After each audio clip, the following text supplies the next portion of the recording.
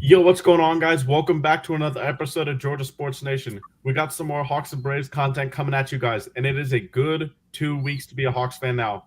4 game winning streak. Hawks are playing some of their best ball of the season. Offense looking great. Ball movement on defense. We got Trae Young getting 9 steals over his last 3 games. We're putting effort on defense. We have DeAndre Hunter making life tough for guys like Luka, Pascal Siakam, Scotty Barnes, and also DeJounte Murray when he switches onto those guys, making life tough for them. So it's a great time to be a Hawks fan right now. We're turning the corner, and hopefully, while we recap these games against the Heat and the Mavs tonight, after the show, we'll see another 5th win in a row against the Knicks tonight. So without further ado, let's get it. Let's get into it. Big Ant, what have you seen in the past 4 games from these Hawks that has allowed them to play some of their best ball of the season?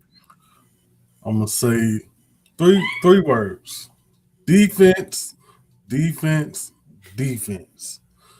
We've been we've been asking for this consistent defense throughout the game. That's all we've been asking for. Consistent defense. And even though we're still kind of, giving up some offensive rebounds, but it's gotten better since Clint has came back.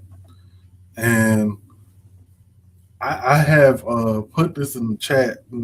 I think a couple days ago that when it's JC and Double O in there, it's not as dominant as when JC and CC is in there. Yeah. Like when CC is in there, John Collins can roam around and block shots, do pickpocket, do amongst a lot of things. But when it's Double O in there, he can't really do those things because we're hampered on the defensive end in the middle. Yeah, and that's one thing that Onyeka Okongwu, while he's tailed off a bit in the last few games, without Clint Capella, he really tried to hold down the fort, and we got to commend Okongwu, especially for his offensive aggression, Yeah, yeah, especially without Capella. He he's really stepped up his offensive game this year, went for more hook shots, obviously developed that 13 to 15 foot mid-ranger, and yeah, that's been going in more often than not. So that's been really good to see from Onyeka so far this season. But yeah. it seems like he doesn't have the same defensive impact on the game as last season, which is, as you pointed out there, Clint Capella has just been enormous this season in terms of his impact on the court and off the court for the Hawks as well. Paint protection and just being that veteran presence in the locker room and mentoring guys like Okongwu. Um, so that's been that's the biggest help that we get from having CC back. And against the Heat earlier this week, as we got the dub 121-113, the Hawks got off to another one of their great starts. We've seen the Hawks get off to bad starts and great starts and then finish strong or end bad. It's a mixed bag. But lately, during this 4 game winning streak, there's been a constant theme, and that's starting off strong. Whether that's forcing 2 turnovers in the first 3 possessions from the Heat, like we did against them, DeJounte Murray with a steal and John Collins with a block shot, or against the Mavericks, and we'll speak in that game after this, when we got off to that 7-point lead at the beginning of the first quarter. So really, these fast starts have been lacking. A lot of the have been lacking for the first portion of the season, but during this 4 game win streak, that's what's turned the corner, in my opinion. We against the Heat are a team that they're gonna try and outwork you. They're gonna try and hustle you out. They're gonna try and tire you out, and they're gonna try and turn you over. But in that first half, we were able to out heat the Heat. We scored 38 points in that first quarter and 32 in the second, while only giving up 26 and 24 in the first 2 quarters to the Heat on defense, and we forced them into 14 turnovers. And that's the Heat. While the Heat did force 16, they're going to do that. But the Hawks forcing 14 turnovers and a lot of that coming in the first half was huge to get easy early offensive looks. When the Heat really want to get to the foul line, though, they're going to do it.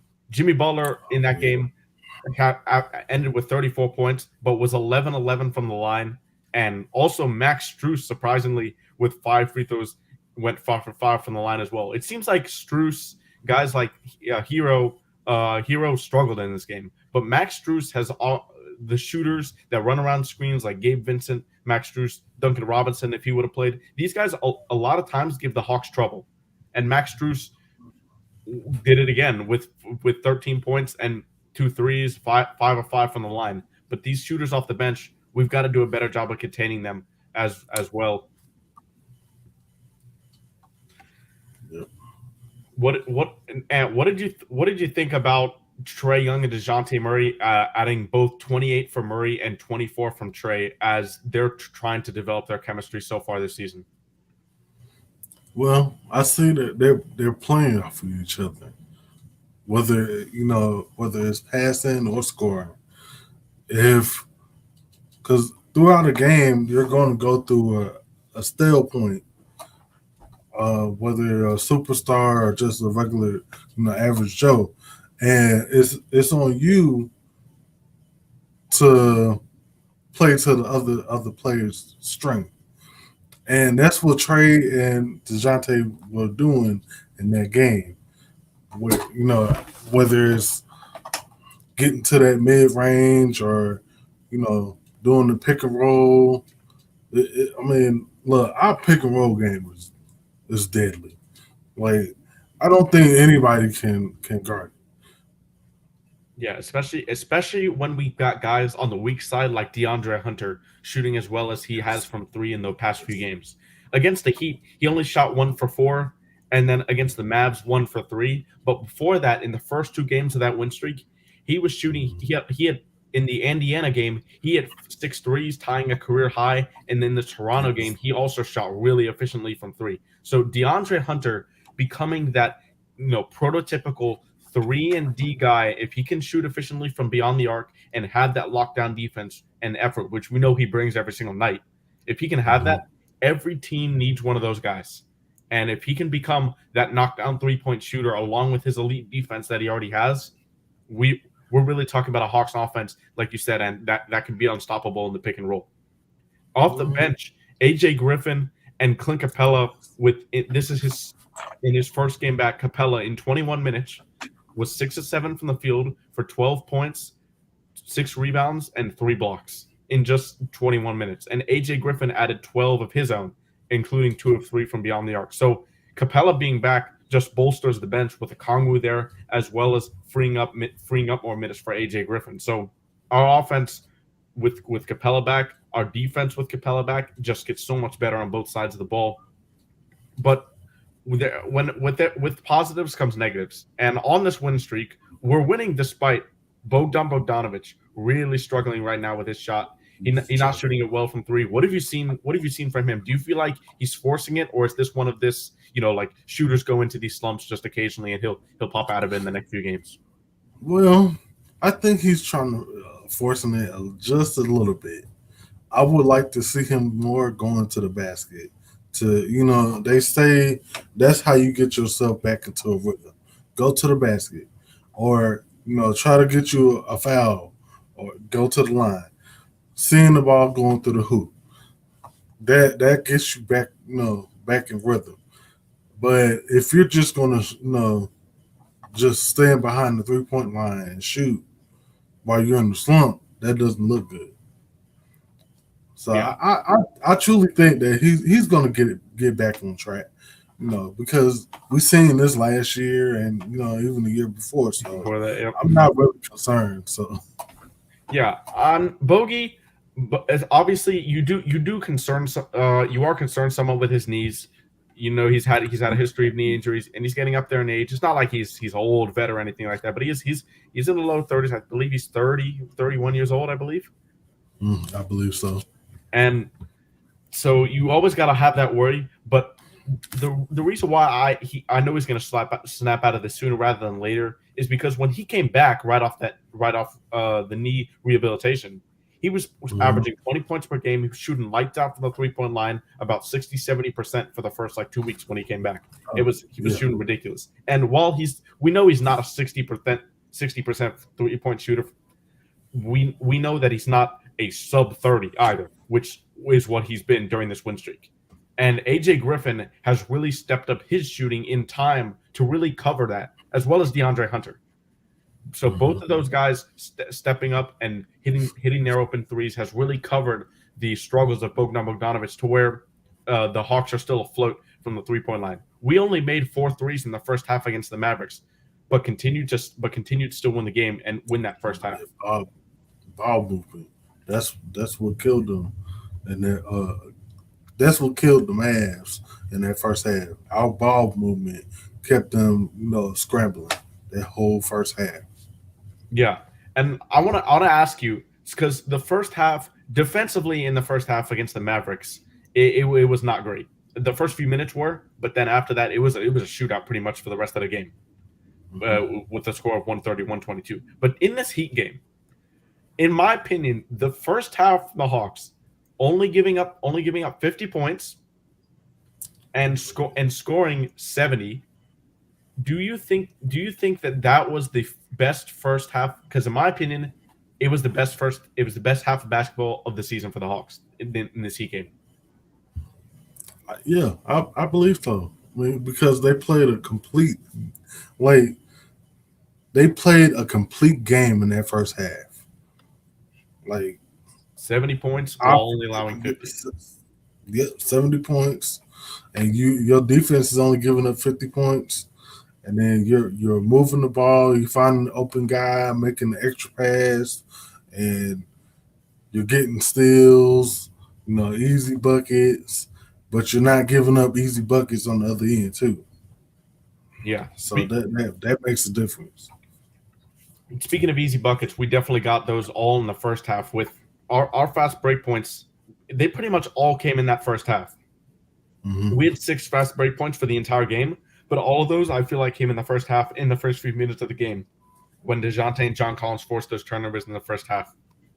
Our largest lead in this game was 26, but in the second half, the Heat and Eric Spoelstra, who is top 3 coach in the league, and most people say not 2 or 3, he made some adjustments, and in that third quarter, the Heat outscored us 30-21 and really clamped us down in that second half. But in the fourth quarter, after they almost came back, DeJounte Murray hit one of the toughest shots of the game, but the shot of the game to ice the game as we see it here. Murray, he's had the big game. He'll try to slash inside. 1 second to shoot. Good!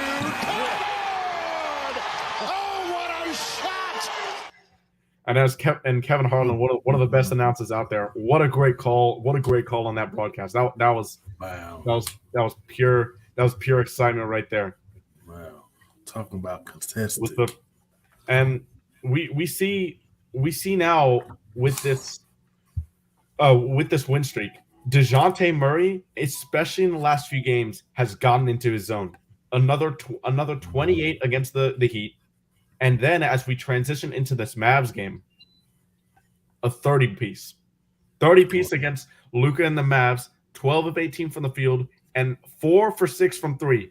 DeJounte Murray shot 4 for 6 from 3. And we were told, as Hawks fans, in the offseason, the haters said, we were told, he's not going to really be that catch and shoot 3. He's got that's like part of his game that's severely lacking, and it's going to hurt your offense because you need to surround Trey and Capela with shooters to kick out of the pick and roll.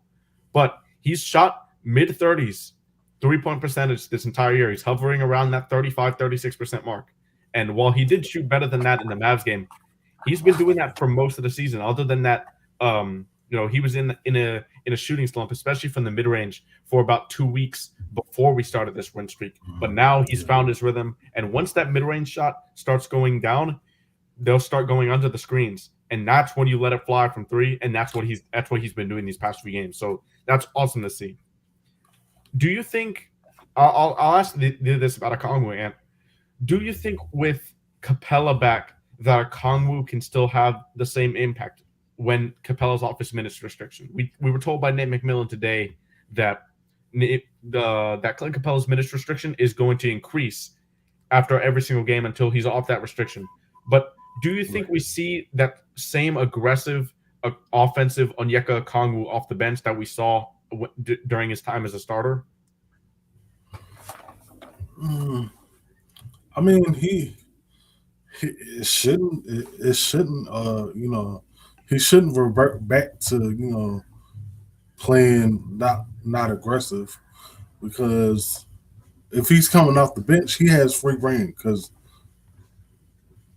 there's nobody. I mean, we don't really have another big man to dominate down there. So I wouldn't think that he couldn't be able to get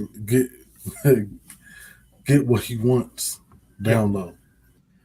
And off the bench, obviously he's not going to be playing with Trey as much when he's not with the starters, so that might decrease his lob opportunities.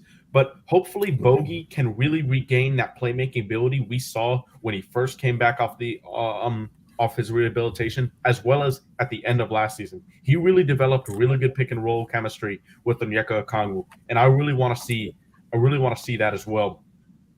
Bogey and Onyeka working the pick and roll together because we got to get Bogey into his rhythm again. We don't want him forcing up shots because shooters will say you got to shoot to get out of a slump, and while that's true, while your team is winning like that, you don't want to cost your team winning and give up and take shots that you might not have the confidence to make right now. And we know Bogey's confident. Bogey is always confident. He's always confident he's going to make everything, but at the same time, that can kind of hurt a team that's playing well right now. And we don't want him to take unnecessary shots. If they're wide open, always let it fly. But don't necessarily force shots that we saw almost cost us at the end of the game against the Heat. Mm-hmm. Yep. Don't need that. AJ Griffin, these past two games against the Heat, he, like I previously mentioned, dropped 12 points, another 10 off the bench against the Mavs in just 22 minutes. His efficiency, he shot 3 of 4 and 2 of 2 against the Mavs, and 5 of 6 and 2 of 3 from 3 against the Heat. His efficiency in limited minutes so far during this win streak has been key. Because of, like I said before, Bogey's shot is off right now, and we have AJ Griffin really coming to his own in terms of efficiency. That's really what we need. And you know what was interesting about the Heat game? We didn't see Jalen Johnson, which was kind of an interesting decision from Nate McMillan. Yeah, I honestly thought, that was odd. especially against a physical team like the Heat, you want length on the wings at that 3 and 4 position. Yeah. Jalen with that 6'9" frame, athletic, can lead the break. Why do you think we didn't see Jalen Johnson in that Miami Heat game? I don't know. I mean, I was scratching my head too. I was like, why Jalen not out there? But then we see him, come out against the Mavs.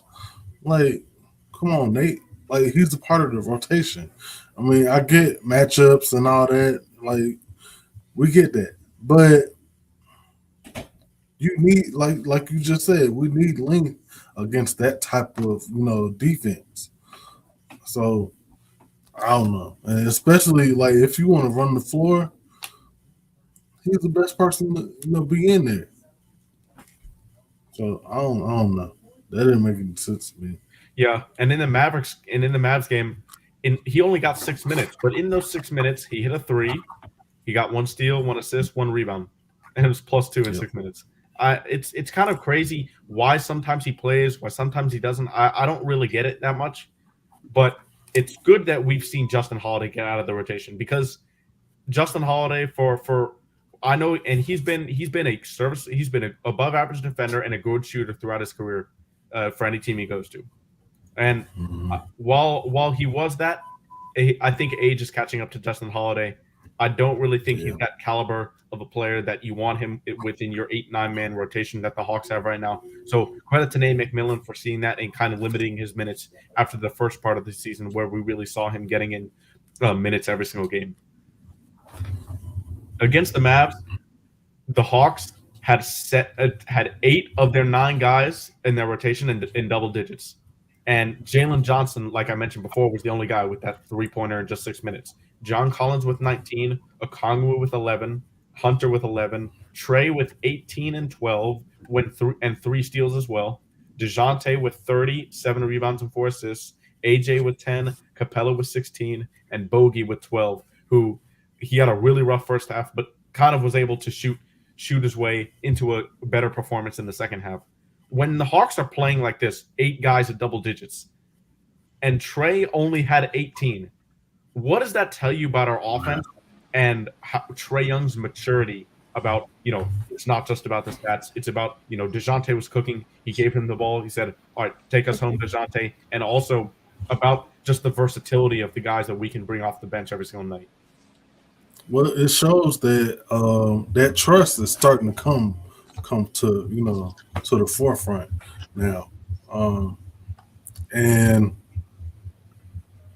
they're playing within each other,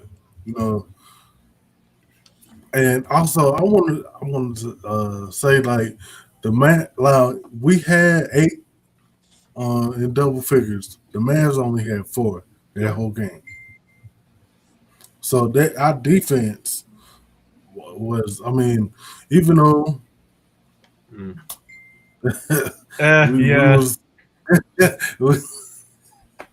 was kind of piss poor, especially in that first half. But then that fourth quarter, man, oh my 25 God, points in the fourth quarter allowed. They locked down. Luka only made 1 shot in that fourth quarter. That's what I call lockdown.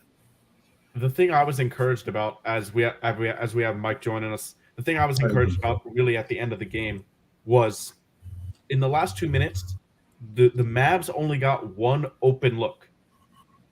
They may have hit some shots, but they got 1 open look, and it was like 3 from the corner. So you make life tough on stars like Luka and on all the guys, all guys around him to make sure there's no open shots, and that's what we did.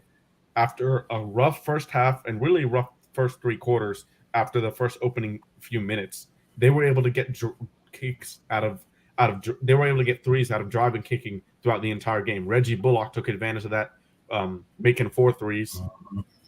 Had one of his best games of the season. He's been really struggling this season, but in 36 minutes, he was 7-11 from the field and actually 4 threes for 18 points.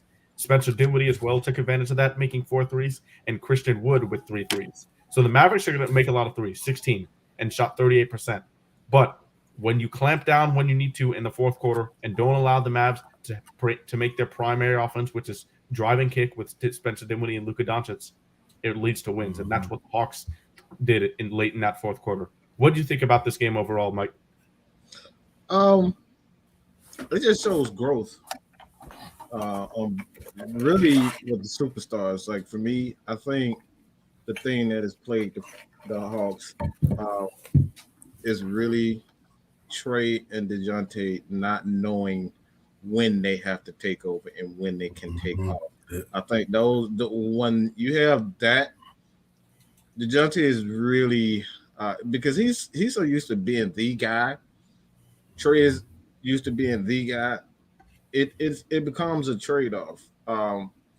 And I think seeing a couple of games, especially with Trey, I think he had 17, 18 points night, and DeJounte had 30, was it 34? He was like 30 what, against points. The Mavs? Mavs. Yeah, he had 30. 30? Okay, so he had 30. So it's like I like that balance. Sometimes Trey have his game, but I love to see DeJounte have a balance. Those guys have a balance because, like I said, Trey is we used that from Trey. I would much rather have Trey take over in playoff games than the regular season. I think that's where we're going to really need Trey to be Trey. And from that point on, it's like people get used to seeing Trey during the regular season, but I need him to take a step back during the regular season. And then the playoff come, and we can see the true Trey. So I love the balance. I want DeJounte to be a little bit more aggressive in the regular season. I like that too.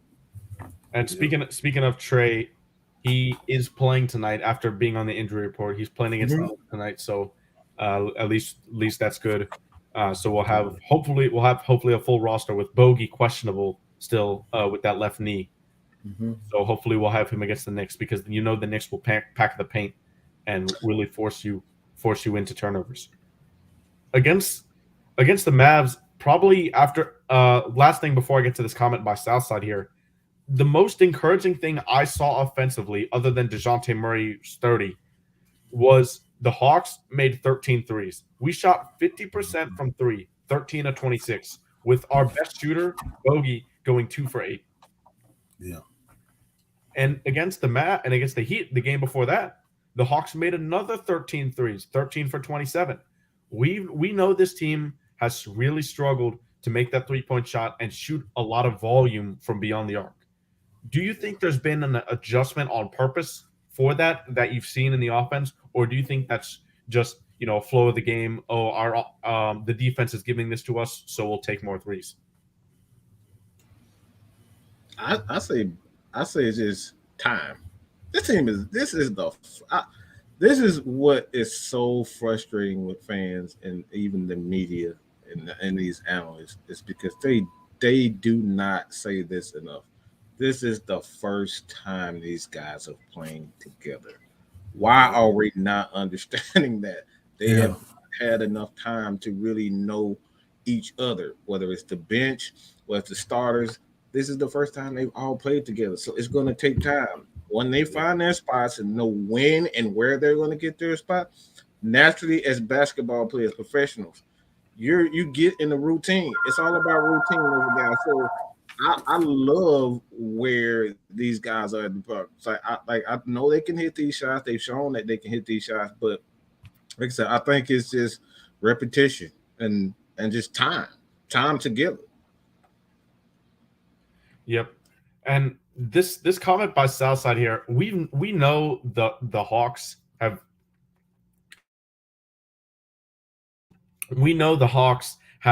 had an unlucky whistle throughout many games. We've discussed it, and this game for me, while it wasn't blatant, was one of the worst officiated games I think I've ever seen. DeAndre Hunter was getting absolutely killed on screens, on hand checks, elbow checks, hip checks. It was crazy.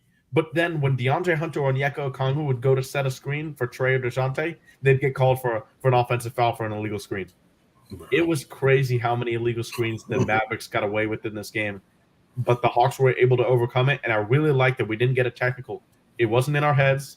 It was clearly obvious, but it wasn't in our heads, and it was really great to see the guys and Nate McMillan just say, okay, can't really control what the refs are doing, got to control the score, and that's what we did.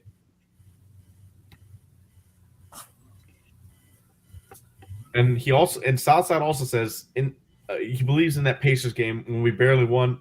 We looked ourselves in the mirror, figured things out. I mean, that definitely can be true. That was during all the turmoil as well in the organization when we were coming out with all those articles, and we heard about Nick Ressler and Travis Schlenk had just stepped down and all that. So when the combination of that game and what was coming out from the media, all these articles and rumors and things like that, that can fire up a team on the court. And the Hawks probably said, all right, the hell with that. We don't care about what's going on behind the scenes or in front of us. All we can do is play against the team that's on the opposite side of the court. And they're doing that. And that's why I believe that this is the leading factor behind this 4-game win streak. What do you guys think about that attitude? You go ahead. I mean, I agree. It lit a fire up underneath this team, and then it was everything that was going on within the front office, and then all the crap that the outsiders were saying, and they was talking about, is this team for real, or and that can light a fire under the team, and they took that, especially after that Indiana game, and just went to work. I think it's important also. There's a spotlight on Trey, and I made a video on this, and it was concerning Draymond Green's comment as far as him being a bad guy. And I think Trey is probably one of the most misunderstood players, and I have no idea why that is. But I think the NBA just have it out for Trey for whatever reason. You saw articles saying he missed the plane, like he missed the plane. He got on the private. He didn't tell this. Got And fined for look, it man, and all that. that stuff happened. He's a star. He's a superstar. Superstars get superstar treatment. As much as we don't like it as fans, that is. Michael Jordan had his own locker room. He had his own space. He had his that's what happens when you are LeBron. That's what happens when you are Michael. You don't get the treatment like it. That's what it is. So either deal with it and get traded or go somewhere else. But that's Trae Young. He is the leader of this team. He is the superstar of this team. And I think the guys like JC, the chip that JC has on his shoulder right now, it's like everybody wants him gone. He's been quote unquote presumed to be traded, and his team is looking for a trade. We don't know if anything is true because these guys haven't directly come out. All we know these are rumors. So at the end of the day, I think all these guys are just using what everyone is saying. It's like, look, it's time for us to prove these guys wrong, and let's play some ball. And I feel an energy shift. Yeah, but one more thing I think is important to say. I'm really proud of Nate McMillan because he knows he's not a great offensive coach. So he's letting everyone else have input, and he's adjusting to that. I think that is huge. Yeah, I really do agree with that. We all know that Nate McMillan is not the ideal coach for this team because of the way we have two ball-centric guys like Trey and DeJounte, and his track record in the playoffs is not the best. Like, people are going to say that all over. You've heard that for a lot of years. But the adjustments that he's made, letting guys figure things out, like you said, is I really think a huge credit. He deserves a lot of credit for that. And one thing you said that I want to add on to is the fact you said about stars in the league today. Many times the Hawks have been criticized by their own fans, and as well as I've been guilty of this too. You're saying, okay, it's late in the fourth quarter, you're up by 2 with a minute 30 to go. What do we see? ISO ball for Trey, ISO ball for DeJounte. Mm-hmm. And while you might get angry at that, and I get angry at it too, people gotta realize that that's just how the NBA is today. Unfortunately, whether you like it or not, stars are gonna take you home. You're gonna live and die with your stars. And while I would like to see us run pick and roll, run Spain action pick and roll or offensive sets, floppy screens for a 3 for AJ, bogey, things like that. I gotta remember, and a lot of people do gotta remember that this is today's NBA, and that ISO ball is really what you're gonna live and die by late in the fourth quarter with your stars. JC, when you mentioned the trade rumors, JC's been having not a great season. We know he's been struggling from 3 and struggling with scoring the basketball. But other than scoring the basketball, I don't think JC's been appreciated enough. His defense this year has been so good, and especially when Capela was out, we would go through stretches where they would get into the paint so easily. And I'm not trying to trash a Kongwu here or anything like that, but he's not the rim protector or the paint. The shot disruptor that Clint Capela is. Mm-hmm. And when JC came in there late in the fourth quarter, especially in the win against Toronto, or not Toronto, Indiana, as well as the Kings win back a few weeks ago, you saw the defense gets much more organized when JC gets back in there. So that's a huge thing that people are overlooking when saying, oh, I cringe when JC shoots a 3. And while, yeah, you don't think it's going in right now, he shot 3 of 5 from beyond the arc against the Mavericks for 19 points. So he still have it, but can he find that consistent mid-30s 3-point shooter that he's been throughout his career? And if he does that, I think fans won't want him traded at all. And there's a saying, winning cures all. Well, the Hawks are winning. I don't think we should explore trading JC at all. Well, it's 5 out of 7 now. I think it's 5 out of 7 last. Yeah. I think it's 5 out of 7, something like that. What, 5 out of 7 for what? Yeah, the last win the streak. Yeah, 5-2. Yeah, 5-2 in January. Okay. So Yeah, I really don't think we should be exploring JC, especially when we're winning. Would you guys agree? Yeah, I agree. I wouldn't. Like I said, I think this is the first year. I will play this year out, see how it goes in the playoffs, and then you can from that point on. If I'm not mistaken, they have a first round pick, right? Yes, we do have our pick next year. Okay. So yeah, I'll play this out. I'll play it out. You still have a young AJ, and like I said, if they feel as though that they want to bring in some, offensive talent, like they have the pick, and you can make, if they feel like they want to go over the cap, the luxury cap. I don't see why not. Like I like the team. I like the team right now. These guys are playing solid defense, and I think that's the biggest thing that I see that makes the Hawks dangerous is they play defense. That's the biggest thing because that's what counts in the playoff. They play excellent defense together. Clint, when Clint is in the middle, when he's in the middle, they are an amazing defensive team. That's the anchor. And the Hawks, and the reason why, I never gave up on this team, right? The reason why I could never give up on this team, and there's fact to this. The Hawks were 13-7 when fully healthy. We're now 14-7 after this Mavs game. And while there will never be a season where a team doesn't go through a significant injury. We lost DeJounte for 2 weeks. We lost Clint for 2.5 weeks. And we knew there's going to be consistent injuries. At one point, Clint Capela missed 9 of the last 10 games. But the thing about this is the Hawks are so reliant on healthy because we don't have much more depth. We lost Kevin Huerter in that trade. Justin Holiday's out of the rotation now. We really subtracted our depth with that trade. And while we know that was more of a financial move, we've got to remain healthy now. But if we remain healthy, the Hawks will be a top 6 seed. That's what I'm saying now. If we remain healthy, I think the Hawks will be a top 6 seed. We'll go into the playoffs and we'll give somebody our best shot in the first round. Oh yeah, I wholeheartedly agree. But that one caveat: gotta remain healthy. Gotta remain healthy. Weird injuries at the worst time. We've had injuries at the worst time this year.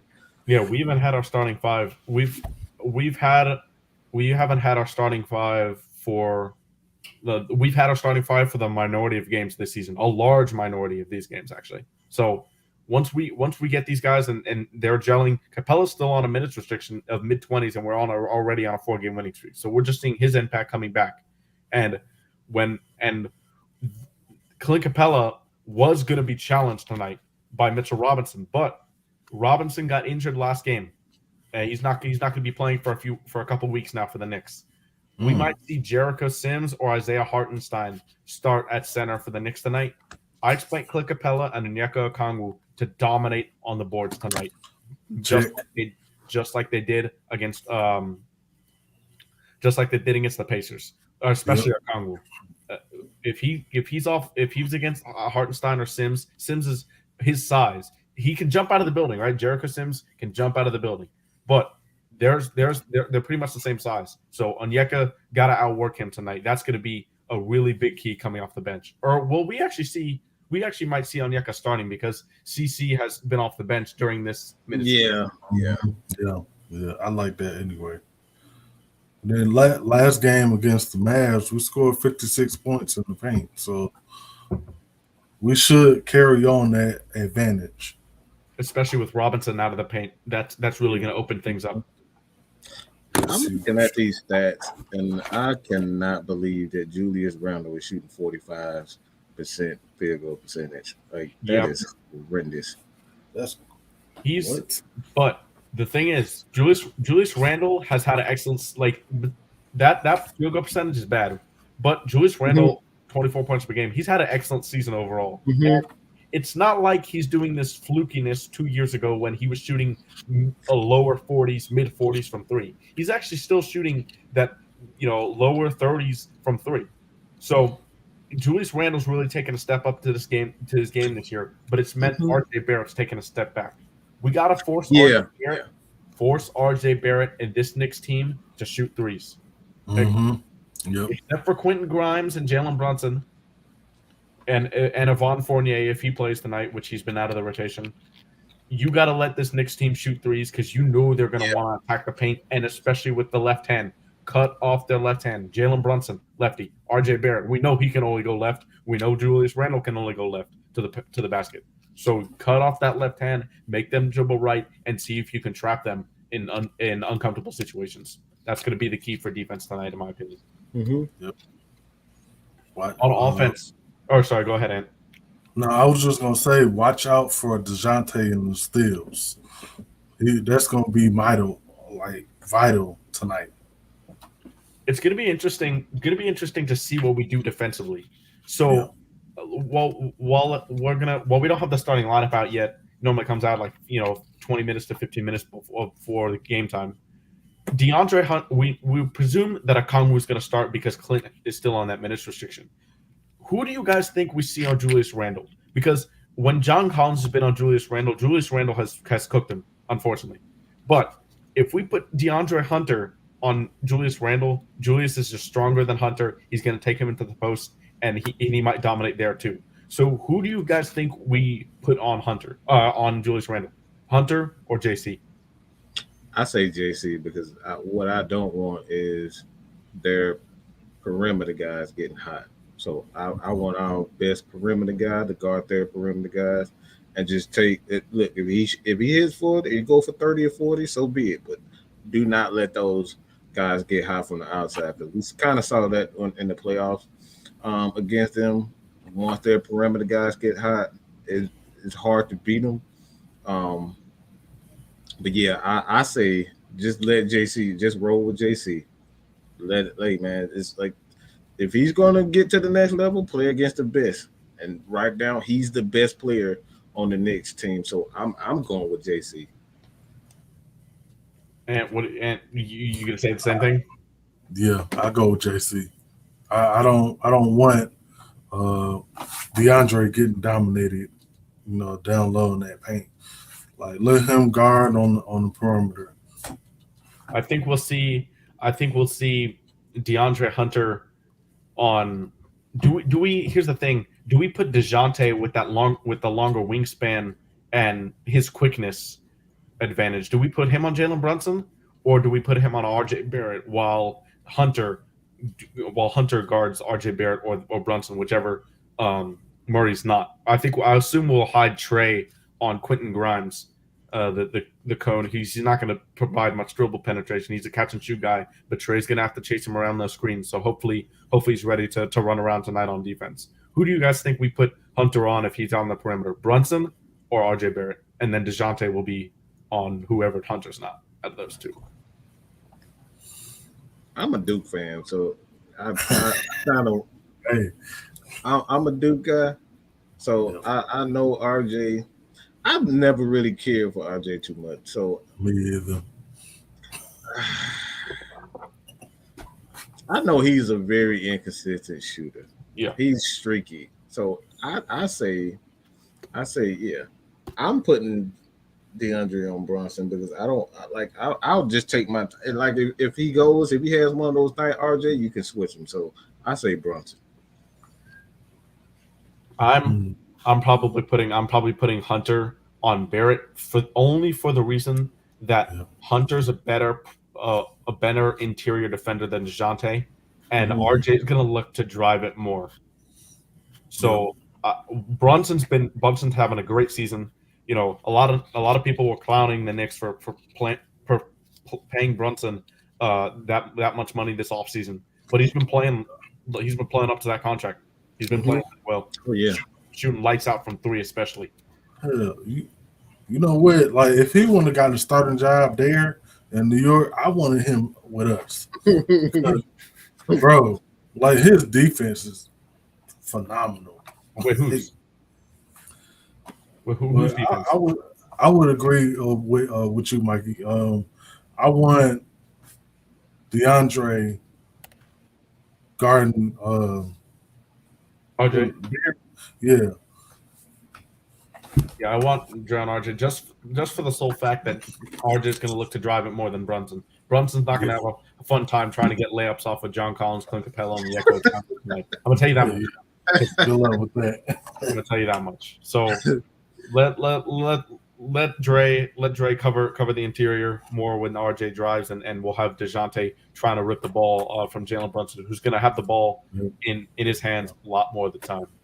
Mm-hmm. On offense, what are you guys going to think is going to be the key?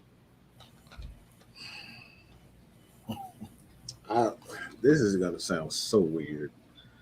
But I would drive and kick, man. I would really try to get Clint involved early in the game. He and JC underneath, and I think from that point on, I think DeJounte and Trey would do their thing. So I'm getting the big guys involved early because I want Randall to really work hard on both sides of the ball. So I'm getting the big guys involved early so we can kind of tire Randall out. And we get to the fourth quarter, he doesn't have as much energy, and you kind of force them to play a little harder. So I'm going to the big guys early. Going to the big guys early. All right. And what about you? Oh, I'm going down low. Same thing. I want them to dominate the paint. Like, force them to feel your presence. Like, you gonna know that we there. And then as soon as they start shrinking in, boom, that's when you kick out 3-point. I really want to see DeJounte and Trey take advantage of the mid-range tonight. And I know, analytics will say, the mid-range is not the best shot in today's NBA. But against the Knicks, especially when Mitchell Robinson isn't there, I think they're going to play drop coverage because they're going to be worried about the lob to Capela and Okongwu without Robinson there. So I think DeJounte and Trey are going to have a lot of open mid-range shots, and they got to knock those down because if they start knocking those down and the Knicks change from drop coverage, that's going to open up the lob. That's going to open up the driving kick for three on the outside. So I really think that making those mid-range shots tonight, assuming the Knicks play drop coverage, is what's going to be the key to opening up our offensive game tonight. Mm-hmm. Yeah. Also, the Knicks under Tom Thibodeau, he's going to run his starters into the ground. They're going to play 35 plus minutes probably, even if it's a blowout. Oh yeah. So you got to tire them out. You really got to make them work on the defensive end so they're not fresh and ready to get you into the paint and try and drive against you on the offensive end. We know Tom Thibodeau. I like to call him Captain Comb Over. You gotta be able to force his guys to get tired on the defensive end. So because Tom Thibodeau is not the greatest offensive coach. You don't want to rely on Julius Randle ISOs. Right. But he's been shooting the three ball and the mid range really well, almost as if he was 2 years ago. So JC is going to have a defensive challenge tonight. Hopefully he can match that and have a good offensive game as well, like he did against the Mavs when he hit 3 of 5 from 3. The outside shot is also going to be key tonight because the Knicks are going to pack the paint. And I'll ask you guys this. Bogey's questionable still as of right now on the injury report. Against the Knicks, they're going to pack the paint, like I just said. Do you play Bogey or do you rest him tonight and play him against Charlotte, who's going to be most likely without LaMelo Ball tomorrow in the back-to-back? I rest him. I want him to have an easier game against Charlotte than because I know they come to play the Hawks, like the Knicks and the Hawks. They come to play each other. Like this is a rivalry, so I'm keeping Bogey for the next game. It'll be a little bit. One, I think it'll test where he is as far as his injury is concerned, because I know they like to run. So I want to rest him in this game. I see that. The only thing is, like, if Bogey does rest, I hope it does sit out this game with the injury. I really want to see more AJ Griffin minutes. We're really going and DeAndre Hunter is going to knock down those threes like he's been doing. Yeah, those are the keys if we miss Bogey. And I like what Blackberry says here. Make that inside help defender come out of the box, and that's why I think that if we do make that happen, the lob is going to be there. If you make those mid-range shots, if with off-ball picks on the wing for those, if Bogey does play, he has that patented off-ball screen, free throw line fadeaway. You've got A.J. Griffin with great feet work in the mid-range. DeAndre Hunter likes that 14-foot off-the-dribble pull-up. And DeJounte, that's his signature shot in the mid-range. So if we can get these off-ball picks and screens going to open up the mid-range, we can change their defense. We can force them to change their defense. And that's when the Hawks really have them at their mercy because they don't know what they're going to do on offense. I've seen a lot of off-ball picks and shots, specifically with DeJounte Murray. Like Trey, he can get any and everywhere he wants, but specifically DeJounte, he's been the off-ball picks, and he will either take the mid-range jump shot and he'll pass it to a guy on the wing. They've been getting a lot of wide open threes on the wings, from what I've seen a lot. Especially for guys like JC and Bogey. So I agree with you. The off-ball picks is really something that is. I see they've been working on, and you can see the results starting to. And as far as the offense tonight, do you think Trey or DeJounte has the bigger game, and who do you think is going to be defending them? I say DeJounte, man. Like I said, I do not want Trey to do too much in the regular season. We know what Trey. I need those guys to trade for the regular season. DeJounte, look, we know you can score. Trey, we know what you can do, but I think in the playoffs, man, people's eyes is going to be so big for Trey. So if we can kind of get DeJounte going, get him in the rhythm right now, that'll be so good for Trey because it will force them to pay more attention to DeJounte, and then Trey can really start to do some special things when the focus is all on DJ. Yeah, because what's funny, the Knicks don't really have a defensive stopper in the starting lineup. Jalen Brunson's not a good defender. Julius Randle, not a good defender. Mitchell Robinson's a great defender, obviously, but he's out. RJ Barrett's a serviceable defender. The Quentin Grimes is a pretty good defender, but they don't have a stopper like a DeAndre Hunter or a DeJounte Murray or a Draymond Green or like of these type of caliber, like a Clint Capela in the middle with Mitchell Robinson missing. So this is a night where I expect the Hawks offense to score 120 plus. Even though we know the Knicks are going to play hard on defense, they don't have that guy that can consistently stop the Hawks from getting to the paint. So finishing in the paint and finding those kick out and making those threes are going to be huge tonight. And the last thing I want to see if Trey can keep up the effort on defense that he's been doing the past few nights. He's got 9 steals in his past 3 games, and while steals aren't a stat where you compare that tells you how well your defense you're playing defensive. He's giving that effort, and you know that when he gets steals, he's also generating fast break points. So that's going to be good for Trey no matter what. Mm-hmm. Any last points here on the game tonight before move on to a little bit of Atlanta Braves news? Nope. DeJounte points, Trey assists. Like Blackberry said, that's what I need. That's what I need right there. And get those defensive boards. Yes, sir. Yep. Dominate in the paint. That's all I'm saying. All right. And while the Braves the last few days haven't really made huge transactions, this is one that kind of went under the radar. We lost Adam Duvall to free agency to the Giants. Unfortunately, Duvall was a great veteran presence for us. Unfortunately, he was injured, having wrist surgery last year and missed pretty much the whole season after May.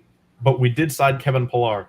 Kevin Pillar has been an impressive defender, really top tier defender at center field in his past. Mm-hmm. While he's probably not going to play center field for us because we know Michael Harris will be there, he has a shot at making the roster because we signed him to a minor league deal. I think he's a shot at making the roster in left field because if Ozuna doesn't start hitting, we know he's not doing anything. if Eddie Rosario isn't hitting, he's not being a plus defender out there either. So Kevin Pillar, if he shows some offensive promise, can make this roster. Do you guys agree with that? Absolutely, because I'm afraid of Ozuna in the outfield. So Yes. we need many defenders as we possibly can.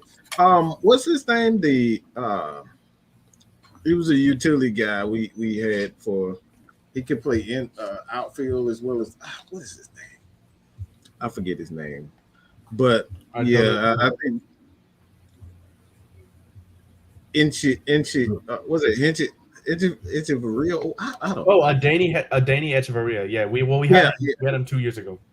Okay, see, we needed the guy like that, guy that could come in and just play defense, man. Like, you always need those specialty guys, and I think that's exactly what the Braves need at this point. Especially, I know Acuna.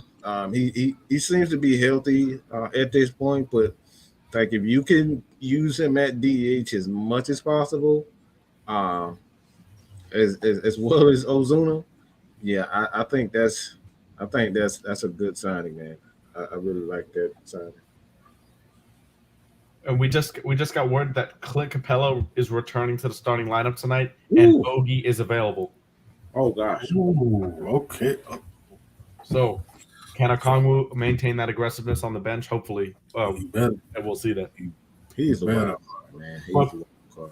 If, in my opinion, if Kevin Pillar shows any bit of offensive promise, he's making this roster, because unless Ozuna is hitting 260 and has a 30 homer, 90 to 100 RBI season, which he can do, like he's 2 years removed from almost winning the MVP if it weren't for Freddie Freeman. We know he still has it, but can he get rid of his off the field stuff and zone that out and maintain focus on the field? Because we know he's been a great hitter throughout his entire career. It's been 162 games the past 2 seasons, a combine of just terrible offense and defense. But if he can maintain that offense, he's going to stay on this roster and he's going to produce. That's why if Kevin Pillar shows any type of offensive promise, it's like above 250. I think he'll make the roster, and he might get a lot more minutes in left field than most fans think. Mm-hmm. And of course, you do remember most Braves fans will remember Kevin Pillar was actually the guy who got hit in the eye a couple seasons ago by Jacob Webb when we had him. In the that guy. Kevin Pillar is the guy with the black eye, and he and Jacob Webb are now like really good friends. In the interview, in the post game conference after that game, a couple days after that, Kevin Pillar expressed his worry for Jacob Webb because the mental stress that Jacob Webb probably went through after hitting Kevin Pillar in the eye. He was worried about Jacob Webb. So that just kind of shows you what a kind of guy Kevin Pillar is, the veteran presence, the guy who's going to really care about his teammates. So hopefully he does make the roster and contribute, because I've really liked him throughout his career. He's a good guy, good locker room presence. Yeah, the Braves are not happy about losing Duvall. Like I've been on Twitter and they are upset. Yeah, we've now lost him twice now. I wonder if we'll trade for him at the deadline. I wonder if we'll trade him at the deadline. If the Giants aren't doing well, can we trade for Duvall for a third time? A third time. But the Giants are racking up former Braves. They've got Jock Peterson. They got Luke Jackson. They got him Duvall. Yeah. So they're racking up former Braves. So who knows?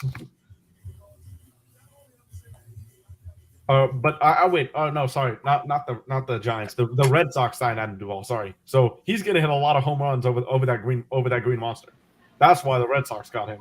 He's just gonna provide a power bat for the Red Sox. That's a great signing for them. Oh yeah. Because who knows what direction the Red Sox are going? They lost Xander Bogaerts, but they signed Adam Duvall and they upgraded their pitching. I don't know what the Red Sox what they're doing, to be honest. I don't know if they're trying to rebuild. I don't know if they're trying to go up in the standings, because they're not better than the Blue Jays. Definitely, they're definitely not better than the Yankees, and they're definitely not better than the Rays. So, and they might not even be better than the Orioles with the season that they had last year. So, I don't know what direction they're going, but hey, they upgraded their power with Duvall, so good for them, I guess. I would think they was trying to rebuild. You think they're trying to rebuild? It's a 1 year deal, 1 year, $9 million deal. Mm-hmm. So yeah, expiring contract. They may be trying to rebuild, just get a little bit of offense for the young pitching. I'm waiting on some young guys to come.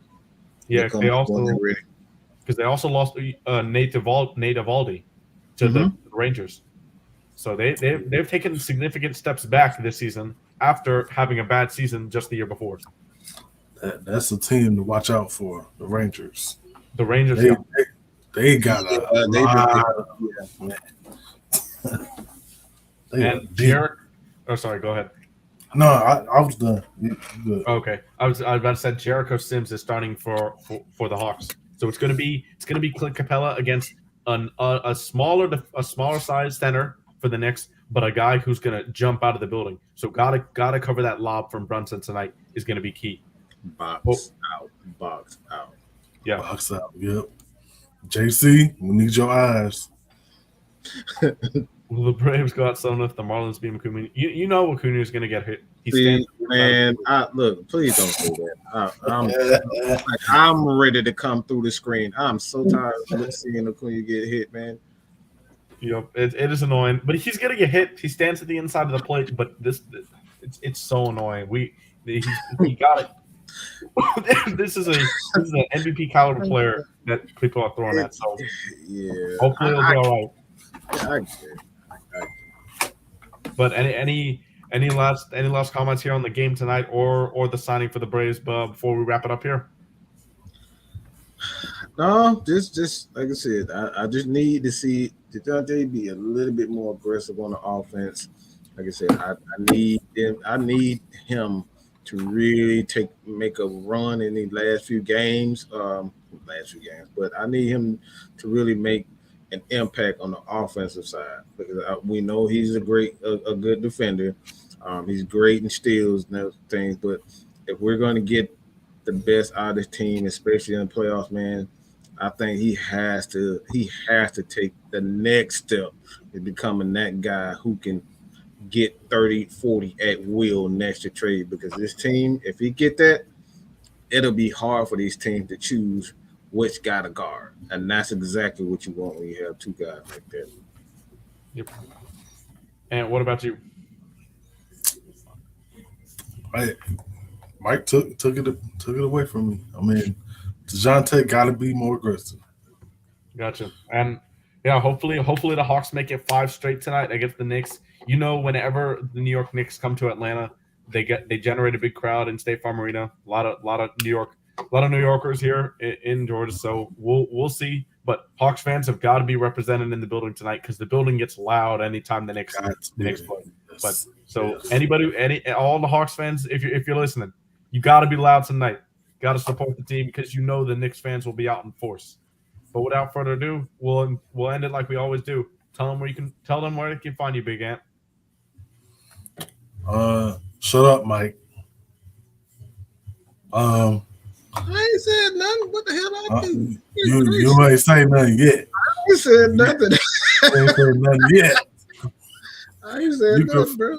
Go ahead, See. I'm gonna have to fix this shit. But you can find me at Mr. Jackson 19868 at gmail.com. See? On Twitter, Facebook, Instagram, TikTok, all of it. I love you, man. Screw you, Mike. Mike, what about you? Just find me at Bad Mike Sports on Twitter, Instagram, obviously on YouTube. Just Bad Mike, man. You can follow me if you have any questions, whether it's Braves, Hawks, Falcons, even the Dream, man. Look, I'm trying to do Dream, but that's more DeJounte. Devontae, he's really going to take the next step as far as the Dream. So all the ladies, if you're Dream fans, all the men, you Dream fans, we got that coming for you guys next.